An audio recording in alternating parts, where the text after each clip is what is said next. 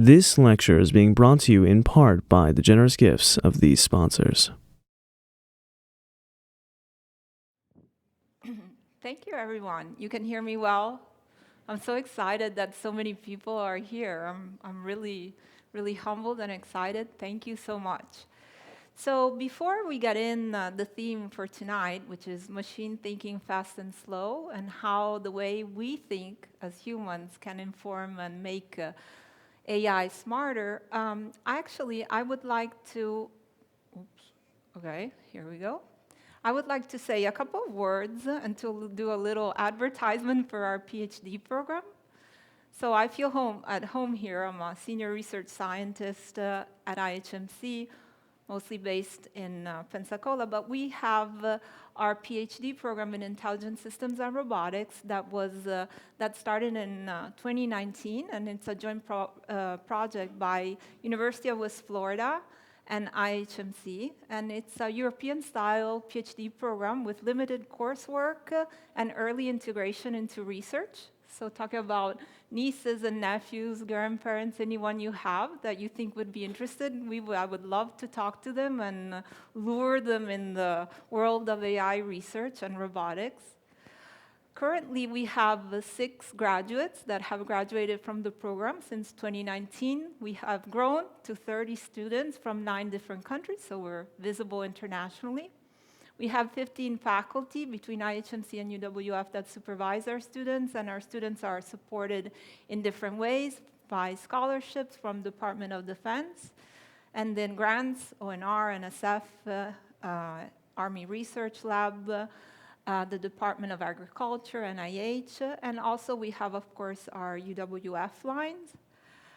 These are some of the topics that our students work on. Computational cognitive models, we'll talk a little bit about that. Tactical networks, I think you heard about that last year. Human-machine teaming, natural language processing, bipedal robots. Here are just three of our students. We have 30. Dale Perkins, who is the recipient of a Department of Defense SMART Scholarship, and he works on human-machine teaming. James Foster, that joined us from Imperial College London, works on humanoid locomotion. And Connor Tate, who graduated from UWF, and now it's working with myself and another co-supervisor on cognitive models of decision-making. And here are some of our graduates. Tahara Ragoy, who is now a senior machine learning research scientist at Meta. And then we have Bhavyan Mishra, who is a senior software engineer at Tesla, working on their humanoid robot. Andrea Martin, a faculty at Loyola University. And Brody Mather, who was supervised by Bonnie Dorr, who is here, who is stayed at IHMC, is now a very successful research scientist. So please keep in mind this program. And I would be happy to take any questions or to talk more about that later. But let's get back to our topic. What is intelligence? So I'm going to start by asking you this question. Who wants to tell me what they think intelligence is? What is a good definition? No reason to be shy. Yes.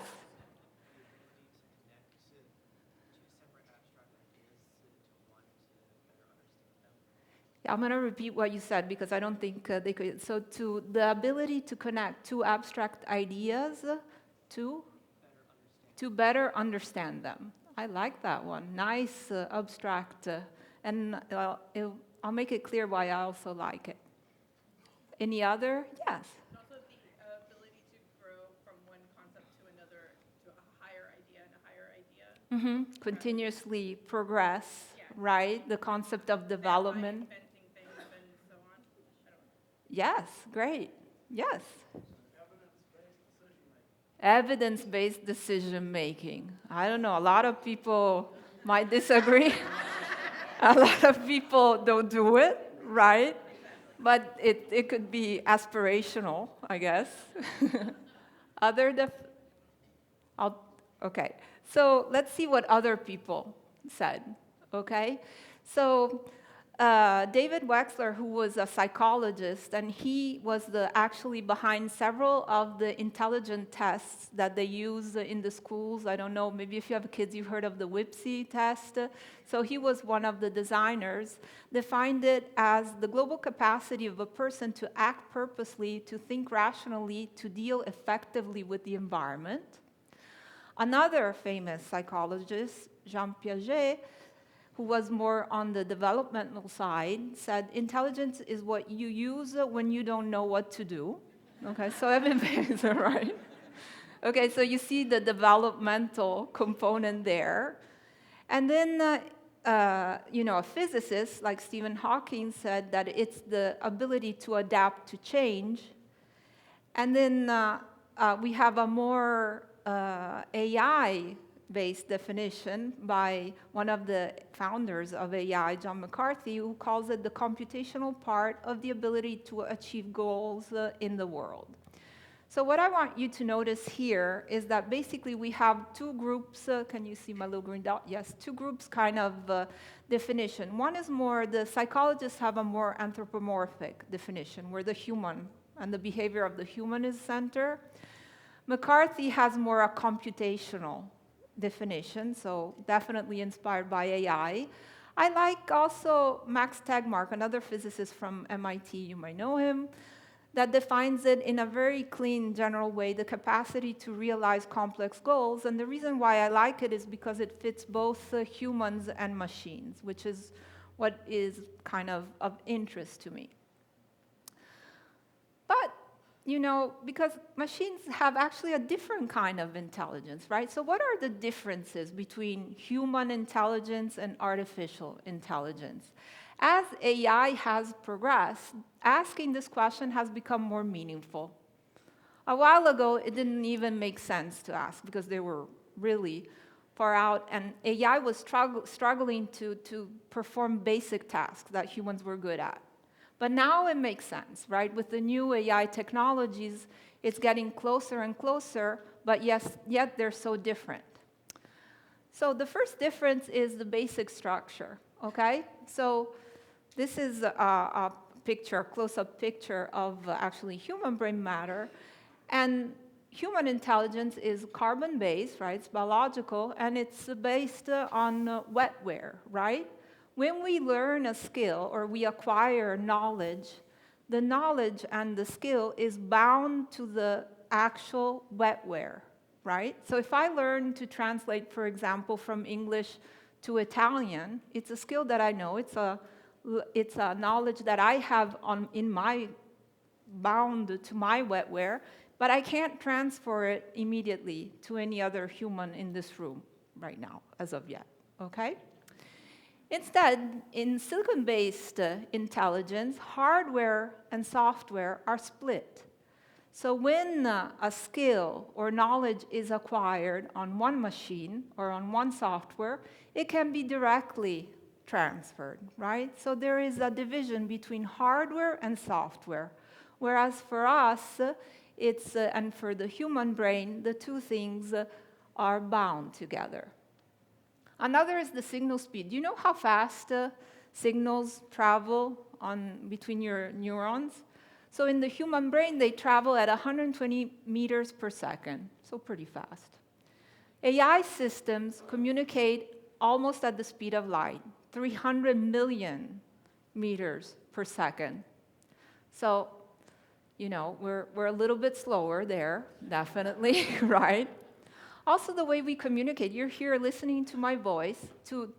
I can't embed this talk in your head and then you just get the glass of wine and leave. No, you have to sit here and listen to me and look at my gestures because I was raised in Italy, so I move a lot, right? So we have an indirect way of communication, from my thought through the language to gestures to your brain, right? To your perception to your brain. So a long path. Whereas if we have two supercomputers, we can immediately connect them. They can see the data structure, the memory, the algorithm of each other, and at the speed of light, literally, right, they share the information, and there's no opportunity for miscommunication. There is opportunity for deception. You can train those two things there to deceive each other, but not miscommunication, okay? What about updatability, is a weird word, and scalability? Well, we've all experienced software updates on our phone or our computer. It's a nuisance, but it happens pretty fast, and the skills and the capabilities after improve basically instantaneously, right? Whereas with humans, scaling to do tasks on more data, or adapt or update some or reskill happens very slowly. So it's not looking very good for us so far, right? But, if we look at energy efficiency, our brain uses basically more or less 0.3 kilowatt hours of power to run and do everything that we do. You are listening to me, you're probably thinking about something else too. I am talking, I'm moving my arms, all of this with energy to light a light bulb, okay? When something that has comparable capabilities, so we can look at large language models, right? When they train them, when they teach them how to perform and how to generate text, okay, they usually use 1,300,000 kilowatt hours. So we are one light bulb. These require more or less the power equivalent of 100 average US homes. So a little town. So we're way more efficient. There are other things where we beat them. For example, the connection between the perception, brain, and motor skill. We're still far ahead on that. But yet, we're so different, but understanding the human brain and human cognition has been at the base of AI development. So let's see how. So we went from observing how biological neurons work, right, with a nucleus, a kind of a central processing unit in the middle. Here we go. Can you see? Yeah. To the synapses that were transferring the information, and this is a biological neuron, to an artificial neuron. And I know this is a little bit of math, but just bear with me, because actually, if you understand this, and I think half of you already do, it's the building block of a lot, not everything. The symbolic people will not be happy if I say everything, but a lot that is going on with AI right now. So this is an artificial neuron. It's fancy, but actually it just takes an input, some numbers, x0, x1, x2. It multiplies them for some weights, W0, so x0 is multiplied by W0, x1 by W1. And then we have this fancy symbol here, the sigma, which means we sum them up. And then whatever comes out, we put it inside a function, an activation function. So what kind of makes these neurons different is what activation function we do. So this one, for example, maps everything into a 0 and a 1. And this was the first generation of neurons. Then we became a little more sophisticated. So why just 0, 1? Let's go all the real numbers between 0 and 1. And this is called a sigmoid function because it looks like an S.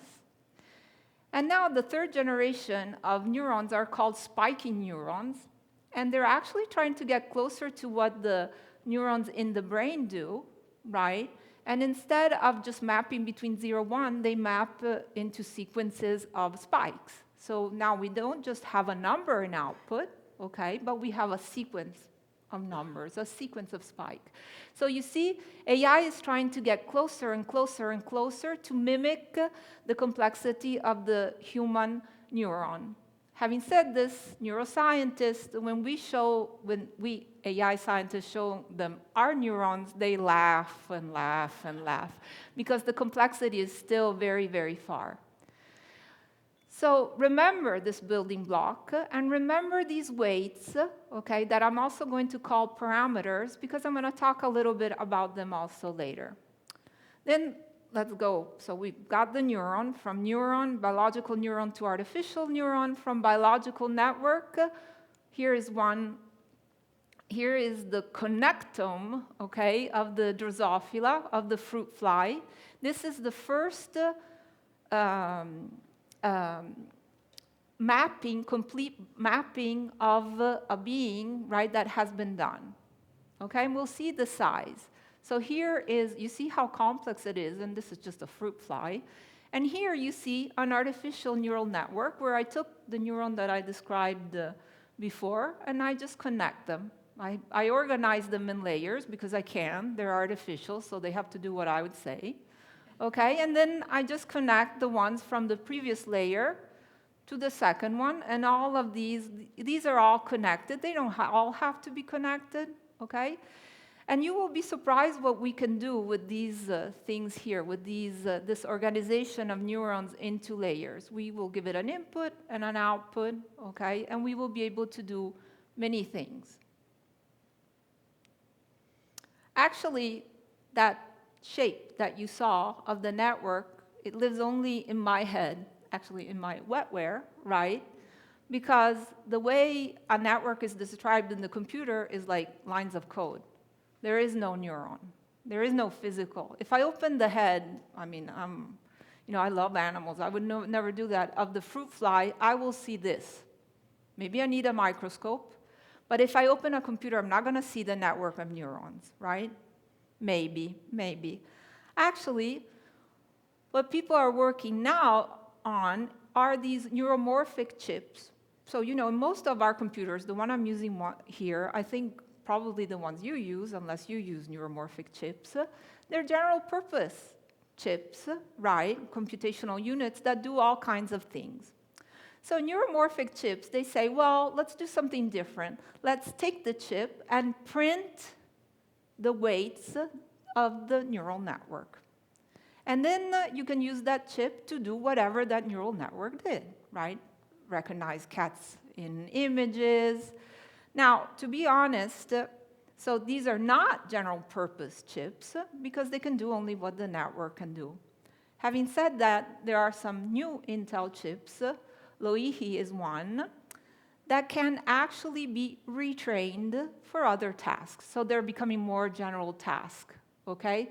But definitely not as much as the usual general purpose chip. So you see, we've gone again from the brain, a biological brain, to a print on silicon, of course, of a artificial neural network. So let's take a look at some trendy artificial neural networks that have been out and that are kind of popular. So when you get out of this talk, you can say, I know exactly what you mean. So these, don't worry, looks bad, but it's not that bad. This is going to go by fast, I promise. Everybody has heard of large language models, use Claude, ChatGPT, Llama, I'm sure, right? So here is kind of a schematization, right, of the architecture of a large language model.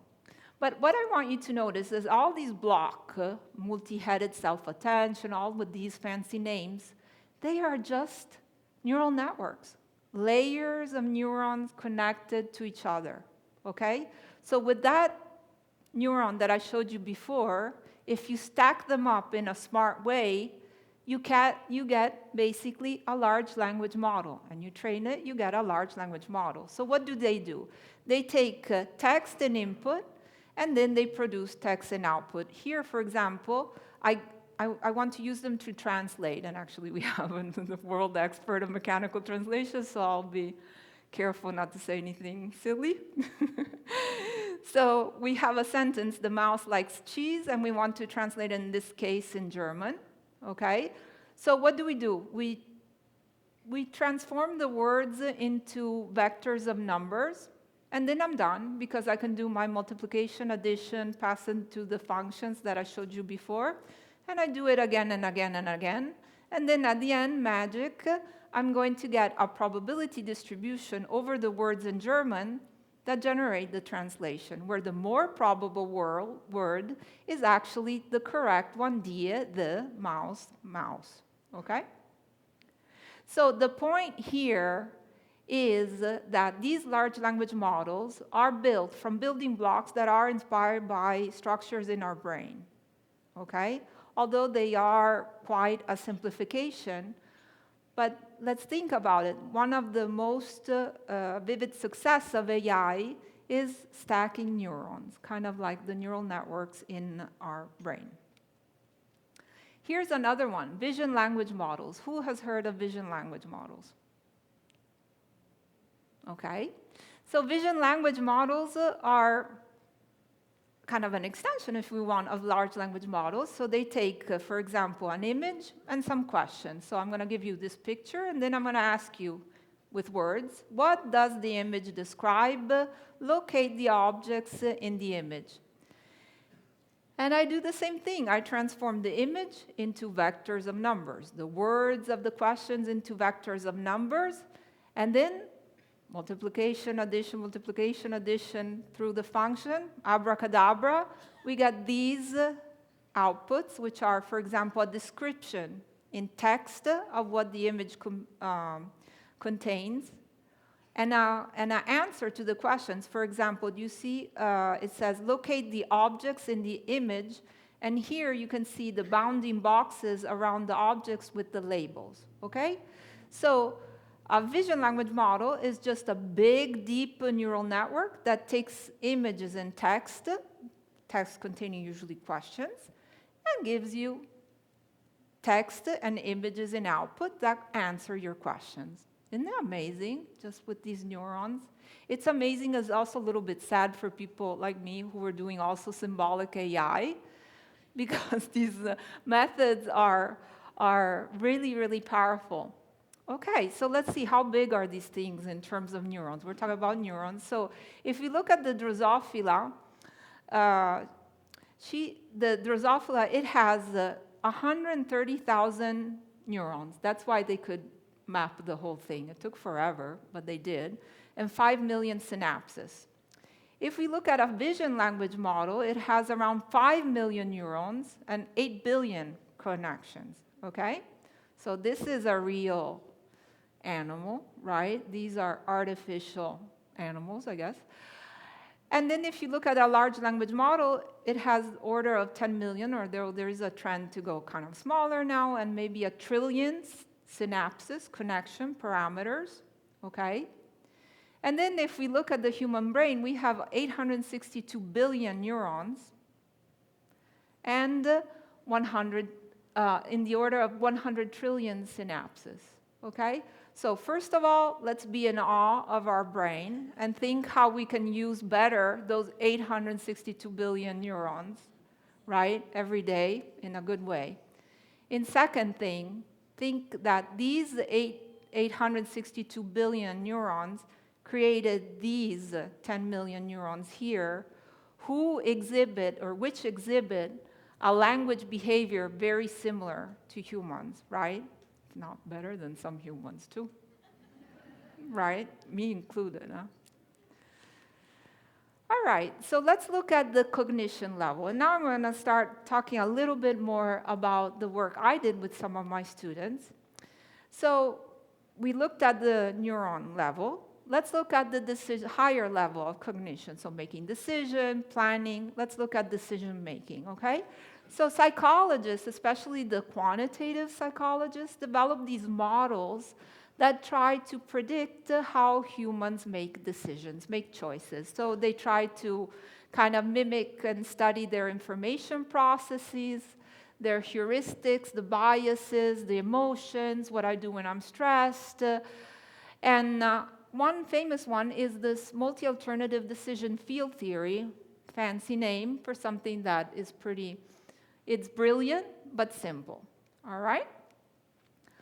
So multi-alternative decision field theory, MDFT, basically wants to describe the process of deliberation. So what happens in your mind, not in the neurons, in your mind cognitively between the time when you see the options you have, and the choice that you make, so the deliberation process. And it assumes that you look at the options and then you have some criteria, attributes with respect to which you evaluate the options, and then you start focusing, alternating on the different attributes and looking at the preference that they generate for those options, and then while you do that, the preferences for the options accumulate until you make a decision. So how does this work? And why is this of interest to us? So this was developed by psychologists, but we in AI took it because it had a nice, easy computational implementation. So we build a matrix where the rows are the options. So here we are a rover on some planet, and we have to choose a path, A, B, or C. And what is of interest to us is the safety. How safe is this path? Because the rover is expensive, and we don't want to lose it. And how much information gain we're getting from going down a path, because we don't want to keep going down the same safe path and not learn anything, right? So you see the preferences here, okay, in this what we call the evaluation matrix here, express how good are these three options with respect to these two attributes. And the weights here say how much do we care about these options.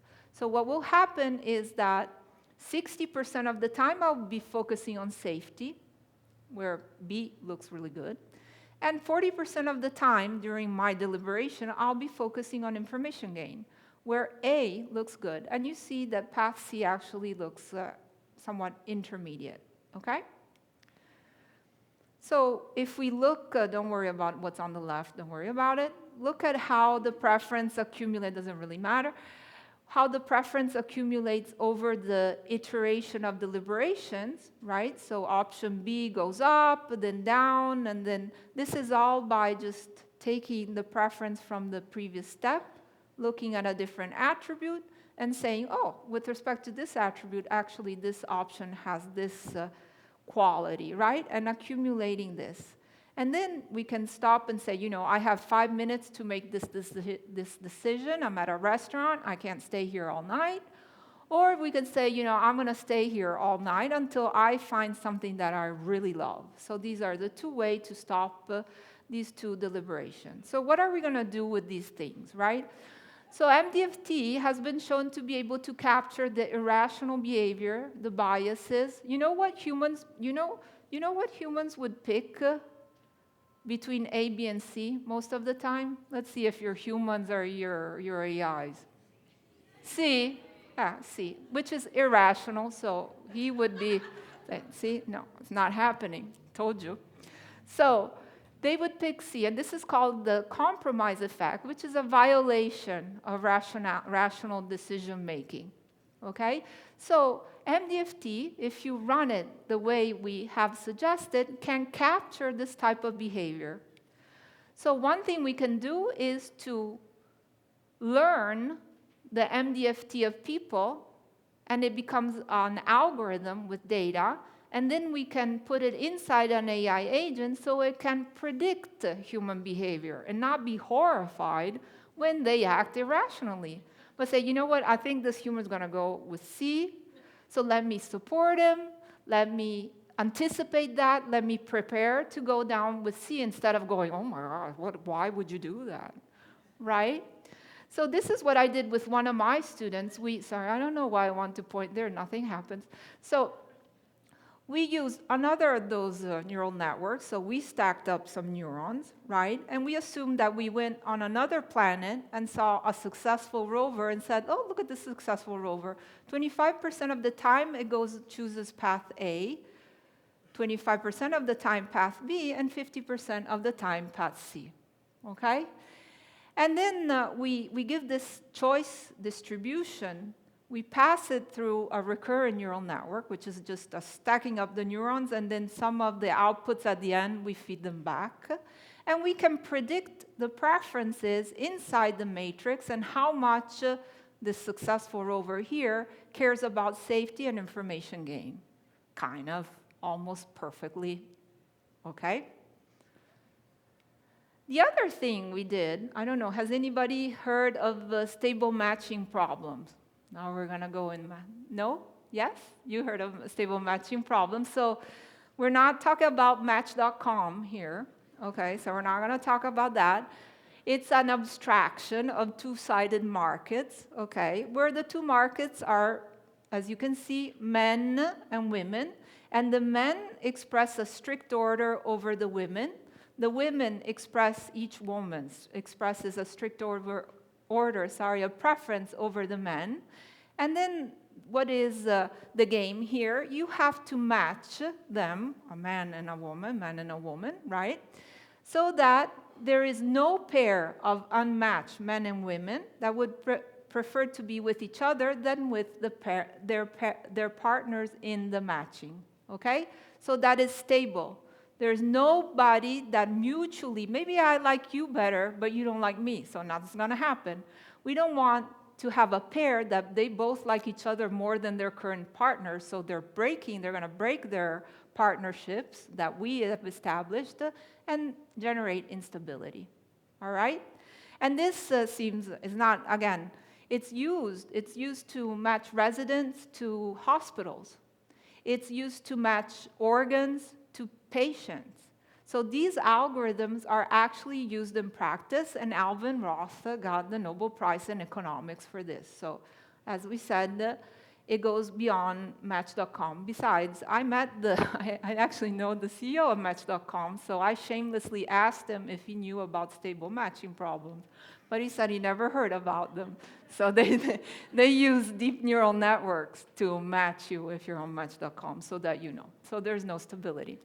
So what we did, just saying, so what we did is said, well, economists are always very pristine, very formal, so they like strict orders, right? And they like rational behavior in general. Not the behavior, not Taylor and that class, but most of them do. So we equipped the two sides, the agents in the two sides, with MDFT models where they can express preferences over the individuals of the other side based on attributes, and then make decisions based on that.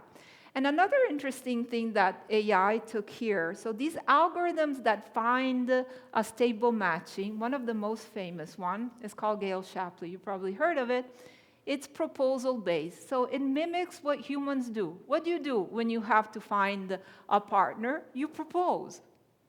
So in this algorithm, the individuals, the agents, start proposing in decreasing order of preference to the individuals of the other side, and the others can either accept the proposal or reject it if they're happier with their current partner. And by doing this, surprisingly, you get stability. However, if you inject the fact that, with the MDFT, you might change your mind. The choice becomes non-deterministic. Remember, we have a distribution of choice, not a clear choice all the time, and that, of course, impacts stability. And also, it's possible by observing the proposals that you make, I can learn about your preferences. That sounds obvious, but, there is some algorithmic nuance that I appreciate, maybe not everybody, behind it. So this was also one of my students' thesis. So, the title of this talk was Thinking Fast and Slow, and I sure have been slow in getting into it, right? But let's look at what Danny Kahneman proposed back in 2011, together with the work of Amos Tversky, right, and others, right? Which is this dual system thinking of humans, where they say humans, when they make decisions or also solve problems, they think in two ways. In a system one way, which is past thinking, where you just give an intuitive gut reaction, automatic emotional response, right? Or you use a heuristic, or it's just obvious, like 2 + 2, right? And then a slow thinking that you use for problems or issues that require more analytical, more effort, right? Where the decision is broken down into steps. Is everybody familiar with thinking fast and slow? So here's a cool thing that I want to show you. Do you see this picture here? This was actually generated with an AI called Midjourney. And the input, the prompt that I gave it was a human thinking fast and slow. So you see it kind of thinking because it's in the brain, and then it put 2 clocks. One is a little bit later. I guess this is the slow one. and then one ends faster. So, but isn't it interesting that an AI, so a stack of neurons, right, artificial neurons, given an input, which was 3 words or 3 tokens, was able to generate, a collection of pixels that when they come into my perceptual system and hit my wetware, they evoke something, a concept that is similar to the text that I put.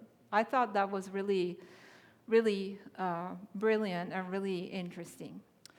All right, so let's go to these dual system, and let's look how thinking fast and slow, a large group of psychologists think that is a plausible explanation of how people behave, can inform the design of algorithms in AI. Okay, so we can start looking at the project that we're doing with the IBM folks, which is called this architecture slow and fast thinking. They turned it around in AI, which is meant to be kind of a template architecture that just behaves like a human. So you have a problem instance, and we're going to see several, right, in input. And the first thing, you give it to a fast solver, and we'll see examples of fast solver. But think about a neural network or something that gives you the answer right away, not something that generates a gazillion steps, right? And then there's something, a third kind of party here, or an orchestrator, which is called the metacognitive agent, right, or the metacognitive algorithm that says, is this solution that the fast solver provided to me good enough, or should I be thinking a little more about this? If the answer is yes, I should be thinking, it calls a slow solver to work more, right, and use some information about the self of the agent, of the world, you name it, and to produce a decision. Okay, so think about this template, so metacognitive agent, orchestrating between fast and slow solvers, okay? And for now, let's just call them fast and slow solvers or fast and slow thinkers. You're going to understand what they mean with some example that we're going to, a little more concrete examples that we're going to consider. But one could say, so why on earth, right, would I want to do that? Even if humans think fast and slow, so what? Why should AI think fast and slow? Why don't you just let AI just think fast all the time and perfectly fast and well, right? So the idea is that these fast methods often use heuristics, shortcuts, and do not have completeness, right? For example, even super fancy large language models, like with their 10 million neurons, there is no guarantee that it will give you the right answer. In fact, what do? They hallucinate, right? Exactly. So there is no guarantee. But if you have a theorem prover and somebody wrote it well, right, there is guarantee that that will produce something sound that is correct, okay? So the hope for these architecture is that they will behave better than the separate solvers on their own, right? And that they will also exhibit something. Before he passed away, actually, Danny Kahneman was in our group, right? And he said that one of the things that he liked the most about thinking fast and slow was that it captured how people learn, right? So think about when you learn how to drive. At the beginning, unless you are reckless like my 16-year-old, you kind of move in a system too. You think, I'm going to turn, I'm going to put the air. You're thinking, accelerator, brake, right? You're really using your system too. Then the more you progress, it becomes automatic. So you're driving more like a fast thinker, right? So much so that if I ask you, tell me the sequence of actions that you did to drive, sometimes you can't even say, you're not even aware. It becomes that automatic, right? So this transition, this skill learning, modeled as transitioning from using more system 2 to using more system 1, was one of also the characteristics that we wanted to capture. So let me illustrate this very quickly on a toy problem. Okay. So here we're on a grid, easy. We're in this state, the one with the little star here, the start, and we want to go to the goal. And then there are little squares here that have either low or high penalty if we hit them, And then there are some that are ditches and they're actually forbidden. And the actions that we can take, they're these, right? So here, the task is to go from the goal state, right, from the start to the goal state, right, minimize the penalties and also take the shortest path. The fast thinker that we developed was a supervised learning, so another network, right, that looked at what happened in the past trajectory, and just predicted just based on the past. Oh, you were here, this turned out to be good, let's just go there. The slow thinker, instead, is a combination of what we call reinforcement learning, which we use, don't worry about what it is. In this case, we were just using it to get an estimate, when I'm in a state, of how good each action is, all right? According to getting me a penalty, or avoiding a penalty, actually, and getting me fast to the goal. Right? These are the two attributes. At this point, I have these options. I have two attributes. What can I use? I can use the psychology model of MDFT to make the decision. So I'm going to deliberate. Should I go this way? Should I go that way? Should I look at going fast? Should I minimize the penalty? So, to make a long story short, I know more graphs, but you don't really have to really see anything except I hope all of you can see color right, because you have to see that the fast and slow thinker is green, okay? And here we have the length of the trajectory. So green at the bottom means that thinking fast and slow gets you shorter trajectories. Here, we're looking at rewards or minimizing penalties, but you see that the green is at the top, so higher reward. And here is time. And blue is actually the fast solver here, so using fast thinking all the time. And look at this, green actually is way at the bottom with time, just like the fast solver. So using a little bit of fast and slow thinking outperforms in time, just doing it fast, in quality, just doing it slow. Okay? And that's exactly what we wanted. And here's what I was showing you earlier. You see, this is a depiction of how many times we were using orange, the slow thinker, and how many times we were using the fast thinker. And while we are learning and performing our trajectory, you remember the fast thinker is only based on the past, right? So at the beginning, there is no past, so it's basically random. So it's doing terrible, I'm not going to use it. I'm going to think about things. I'm going to use system 2. And then, as I become good at it, you see, I use less of system 2 and more of system 1, me being the AI. So here's another example of an AI exhibiting a behavior of skill learning just like a human, which is interesting. Let's see a couple of more examples. I have no idea how I'm doing in time, but I don't see Lori screaming at me, so I'll just go on. And here's an example of fast and slow application to autonomous driving. All right? So the task here is to create trajectories for an autonomous car to follow, right? Autonomous driving. The fast generator takes the picture of the camera and then looks at the map where creates basically a map and just throws down waypoints and say, go through there. Actually, it generates multiple trajectories with these waypoints. Then the reward model tells me, how good are these trajectories? Look at this one here is going into the bus, for example. But it seems like the fast pathway goes there, right? And then there's like this metacognitive part here that is called uncertainty estimation. It says, well, how good are these fast generated trajectories? Not that good. We're going to use the slow thinker, right? And look what the slow thinker uses. The slow thinker uses a vision language model. Remember I showed you earlier, the one that you give it the picture and a ton of questions and it answers?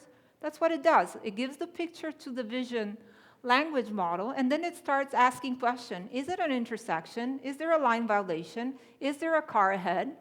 And abracadabra, the vision language model replies, and based on these answers, yeah, it is an intersection, so don't press on the accelerator, right?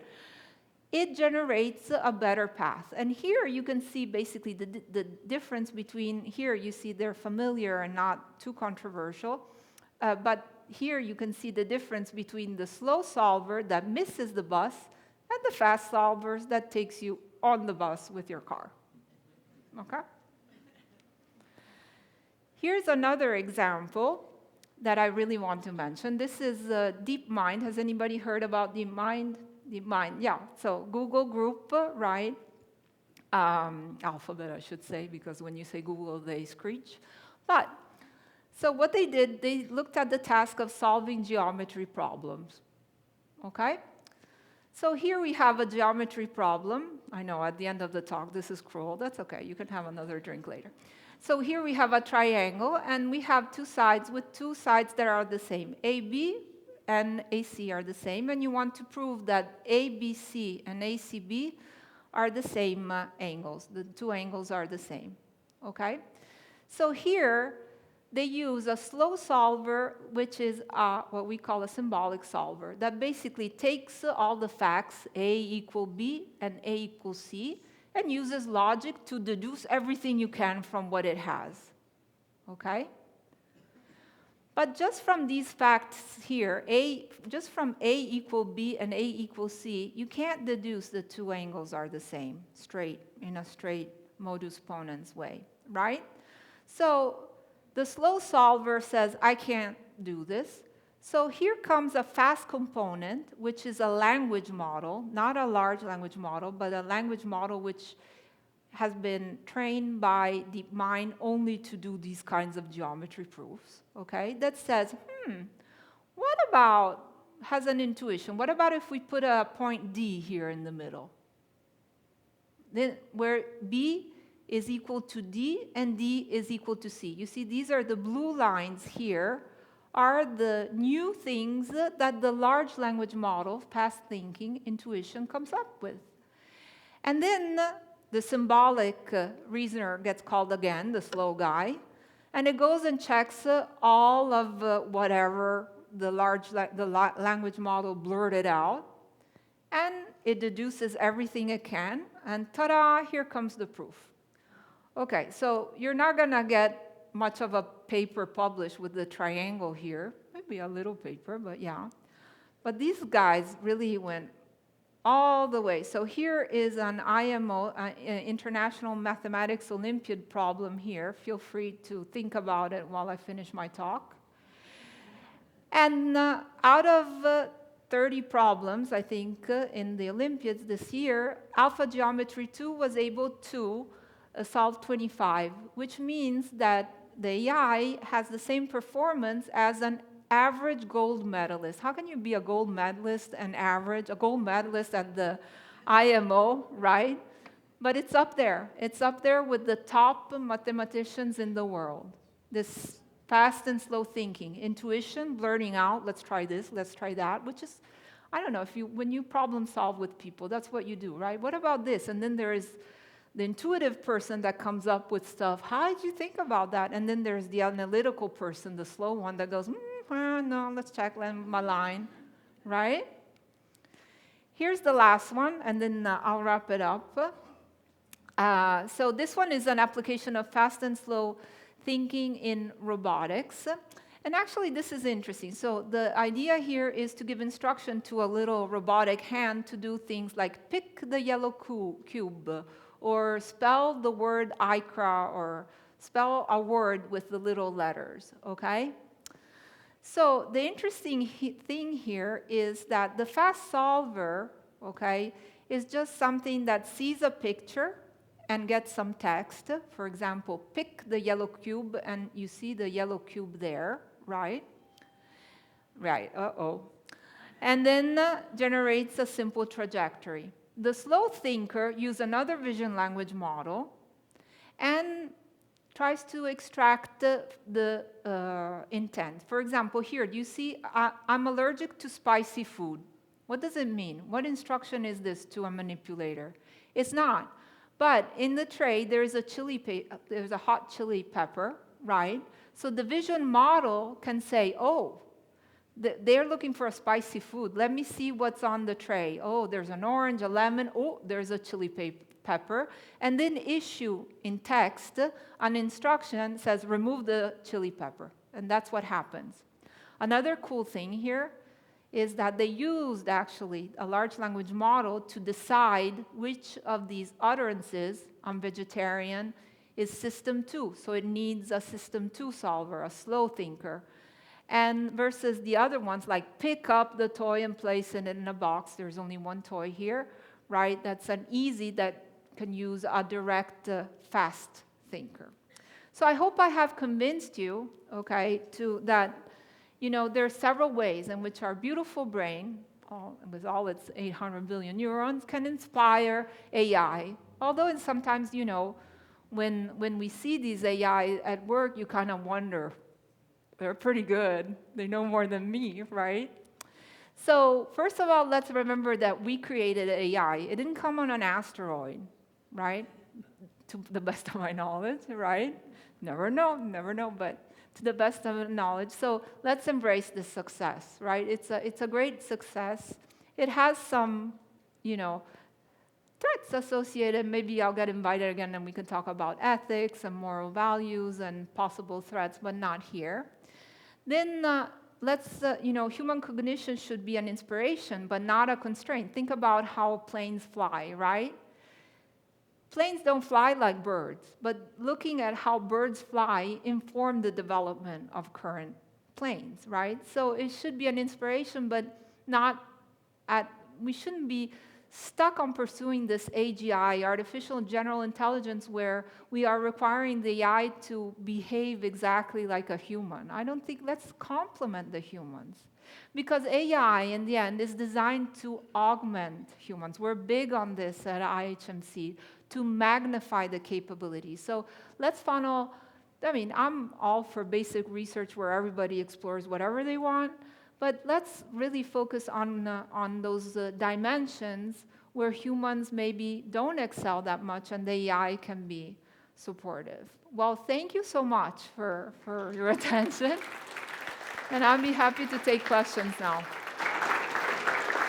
Thank you, Brent. I'm sure, there's a lot of questions.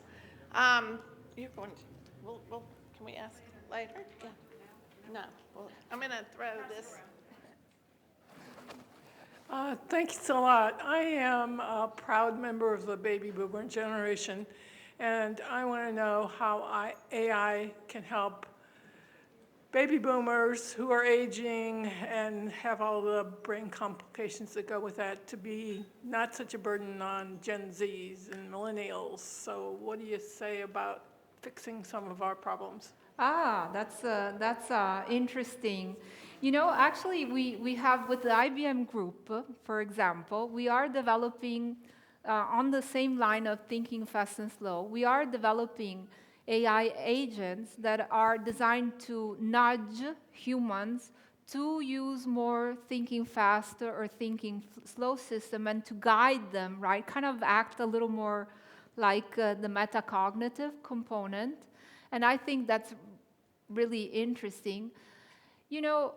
I think, so using AI is a tool that can provide, I think, knowledge and content in a way that is formatted and prepared that it can be readily useful to baby boomers, Gen X, and also to, what are they, Gen Alpha, right? The new ones. And I don't know what the ones that are born now. But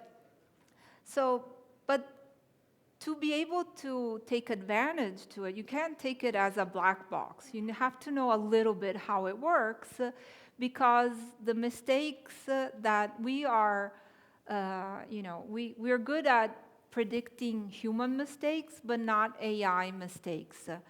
And if you pair that, surprising mistakes or what you would think are improbable mistakes with possible cognitive decline, so I think that's where we have to be a little careful. But otherwise, they open the door to so much knowledge, from explanation on how to do things, right? Or how to express your feelings in images and capturing what you have in mind. Or, for example, you can now clone your voice, right? And repeat, for example, and record affirmations with your voice. And that is shown to have a to be much more impactful on your brain and to remind you of your strengths and of your values. So there are different ways in which it can be useful, but we have to not be shy at any age and just get in there and understand a little bit how it works for now. Oh, yes.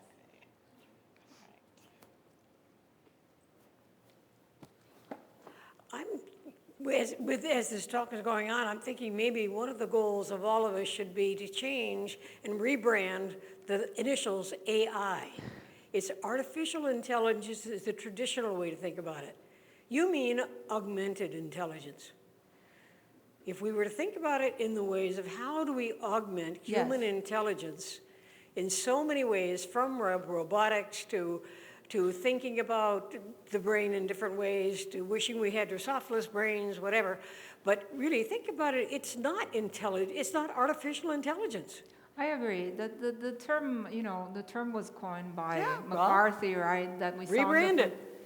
It happens all the time. We should. I agree. Yeah. So I have a few. Okay, I'm going to get to that side, but nobody. All right. Wow, that was great. You've made the neural network in my head explode. There you go. Oh no, that was not great. You mentioned before that they're trying to make some of these chips more human brain-like. Human brains make a lot of mistakes. Is there any reason to believe that the type of neural network in our brain is the most efficient way to process this information, or are there better ways to do that? Right, no, we are exploring, right? The connectionist approach, right, is only one way. In fact, it's kind of weird, no? We went through billions of years and we have developed our skills, right? And if we talk about our skills, we have a cognitive understanding, right? If you ask me, how did you learn AI? I'm not going to take and show you, oh, look, this is my neuronal map, right? We don't have a connectionist understanding. And to throw away all of that abstraction and all of that symbolic part, it's kind of strange to me, and go back to, no, everything is flattened into a neural network, an artificial neural network. I don't think that's going to be, because again, and I think kind of doing a hybrid between the structure of the brain and how humans reflect on how they think, right, is a way to address some of the issues, for example, that these things are energy hogs and so on, right? So, and that they use so much data, right? So to address some of the issues.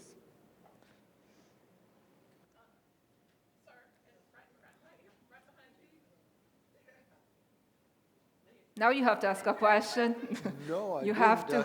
I'll mention, have you heard of the book Evolution of Intelligence?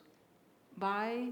I don't remember Help the me author's out. name, but it's about how amoeba and others, and how brains, yes, no, decisions. I It's think very I heard interesting. a podcast. I haven't read the book. It's called Evolution of Intelligence. and I think Thank you find it very, very interesting. For sure. Thank you. Thanks.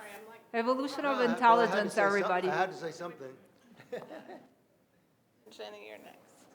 Yes, they say that Elon Musk right now has a chip that can be implanted in a brain of a human, and they haven't done it so much, but they did it with other animals.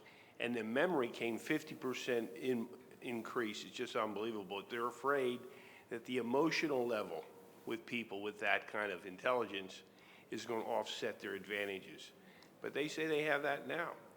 Right, they have that now, I agree. So one way is to hybridize carbon-based and silicon-based, right? Which is kind of the idea. But I think you're right about the issues, because carbon-based has its long times to adapt, right, to skills, to capabilities. So the sudden increase in memory, right, how will the other parts of the brain, still carbon, how will they react to such a sudden and not to something that happens so suddenly? We will have to see, that for every advance there are things that have to be solved around, especially if it involves, right, the interaction with the human. I wanted to get back to your question. I'm right Yes, here. yes. The energy cost of AI is massive. It's massive. And when you look at when someone does a Google query versus a Chat GTP query, the amount of energy for chat is exponential compared to just a Google search. Google search. And that's been documented. And so I worry about people just feeling like they're going to use chat for everything, and the effect on A bottleneck. on the environment, honestly. Yes, I mean, you're right, and that's why there is a push, right? There's also some research that we're doing at IHMC on going towards smaller models, right? So one could say, for example, this techniques called the distillation, for example. So you could say, okay, we are going to use all these resources to train 1 or 2 or 3 large, big models, and then they're going to be the teachers for smaller models, right? So at deployment time, so what you were talking about query cost, right? So that's at deployment time, at inference time after the training. These smaller models will be more efficient, right? Which are these smaller models would be also the ones that interact with the user humans, right?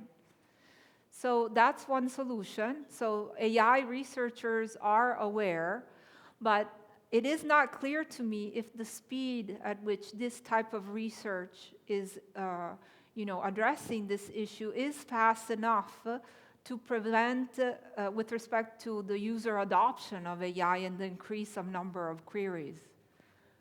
I don't have a good answer, but you're absolutely right to also look at the query cost. Go ahead. Yes. So On this side here, you all get an F. we'll give You all get an F and they get an A. we'll give it back in a minute. So a human's intelligence is basically a measurement of their understanding of concepts and ideas. And they're assigned an IQ, Right. which measures that understanding. And most of us are very concerned about what our IQ is. So as we develop AI, at what IQ is that being developed?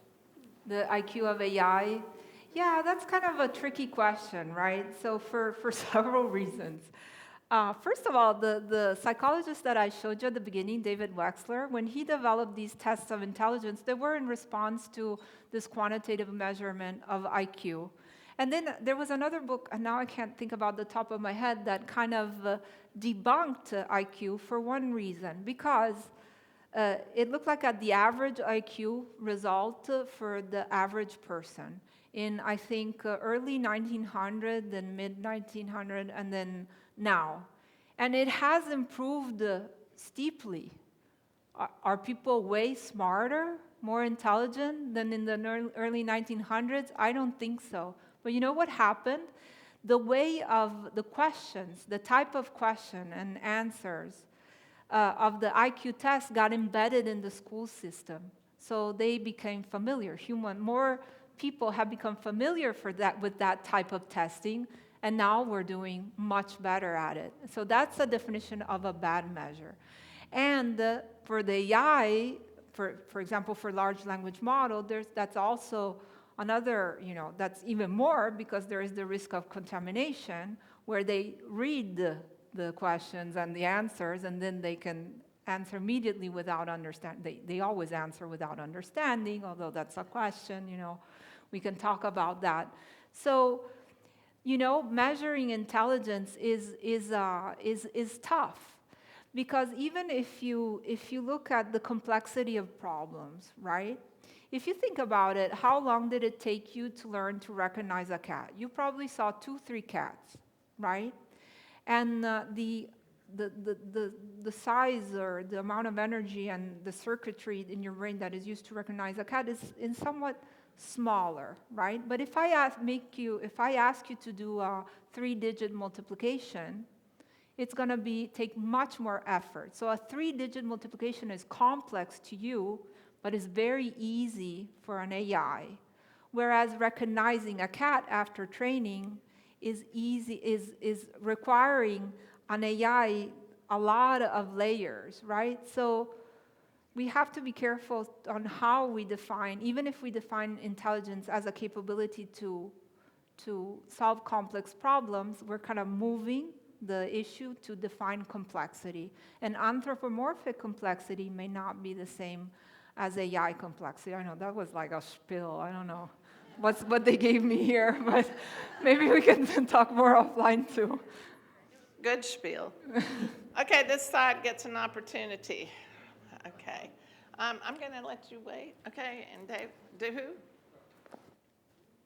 I guess my question is, your takeaways is like the human cognitive should be an inspiration, not a constraint for AI, but how is that in our education system to where teachers, and you hear it all the time, that our education system is kind of poo-pooing that with our young folks and our education system. So it's kind of, I mean, I love this. I think this is fantastic that, humans and AI and joining together, but how is this inspiring future generations to keep going on this when it's being knocked down to where it's like cheating or, all that kind of stuff in the education system? Yes, there's a lot of, this, misconceptions and this attitude. You're right. What I say when I go, sometimes I'm invited in some schools to give talks, is that the goal should be to prepare, one of the goals of education should be to really prepare humans to be augmented. AI is something you put on top, right, to augment a human. If there's nothing under or the connection are not there and not prepared, it's not going to work. So if a human is not educated to be prepared to be augmented, it's not going to work. Now, a path to preparedness for augmentation has not been in the curriculum so far, right? So one approach is to say, no augmentation. That's cheating. You're going to end up losing all your skills or your capabilities, or who knows what's going to happen. But that's not realistic. For every revolution, there was a group that said, no, we're not going to do it. We're going to use horses, not the wheel. Well, there are horses here, right? And beautiful horses, but they're not used for transportation. So I think it's a long way, and it is something that AI researchers should devote some time to motivate people in the education system, K through 12 or college level, to really go for this preparedness for augmentation. We'll let one of the young people answer it for you. Uh-oh. Well, This is going to be a tough one, right? Mine was actually in accordance with that a little bit, because in the program I am at school right now, Yes. they're International Baccalaureate. What happens there is, since the founding of AI, we've actually had to change our curriculum where we've added it in somewhat, but more as a general thing. Like we're not allowed to generate anything, but we're allowed to type in, find this for me, and we get that information. So they're preparing us. I don't know about any curriculum American-wise that would be trying to bring it in, like federal or state or just any public school or private school in general that's trying to incorporate it. But I know at least on a global scale, there's some part of the education sphere that's trying to work it in, because it's just a big part of it that we see it and it's coming. Yes, I agree. That follows on exactly what I said. What surprised? So I went through the European education, and what struck me when I came back to the US was the lack of an oral component, right?